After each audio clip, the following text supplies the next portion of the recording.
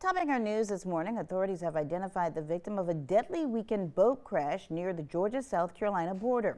Officials with the Georgia Department of Natural Resources say two boats collided on the Savannah River near the Tuckasee King boat landing at the Hampton County and Effingham County line.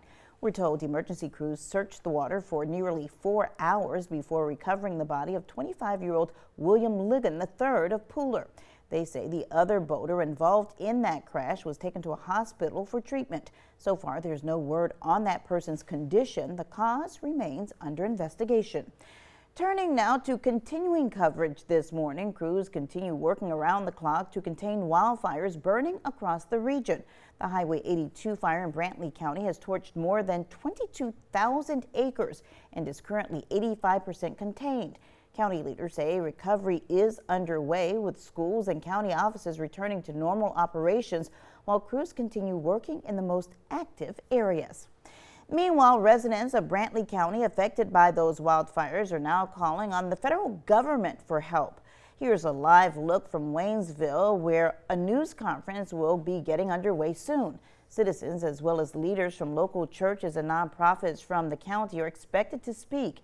They're seeking financial help, including vouchers or temporary housing until their homes are rebuilt, as well as assistance with insurance claims. Now you can watch the event in its entirety on our website at WSAV.com.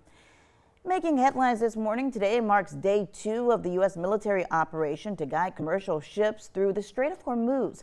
The operation is testing the ceasefire as both countries have launched attacks in the past 24 hours in that critical oil passageway.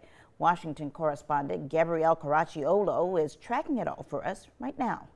For too long, Iran has been harassing ships, shooting at civilian tankers from all nations, and trying to impose a tolling system. In an effort the Trump administration's dubbed Project Freedom, U.S. forces are guiding ships through the Strait of Hormuz, a critical oil passageway, and battling Iranian forces in the process. These international waters belong to all nations, not to Iran to tax, toll, or control. The U.S. Central Command says vessels stuck in the Arabian Gulf represent 87 countries.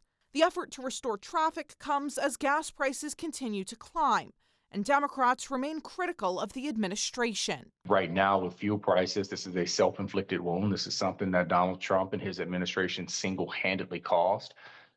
This is not the result of any traditional market factor. It's the product of Donald Trump starting a war with Iran. That was Gabrielle Caracciolo reporting. President Trump continues to insist that prices will come down when the war ends. However, the timeline for that still remains unclear. Of course, we'll keep following the story for you throughout the day and provide any updates both on air and online.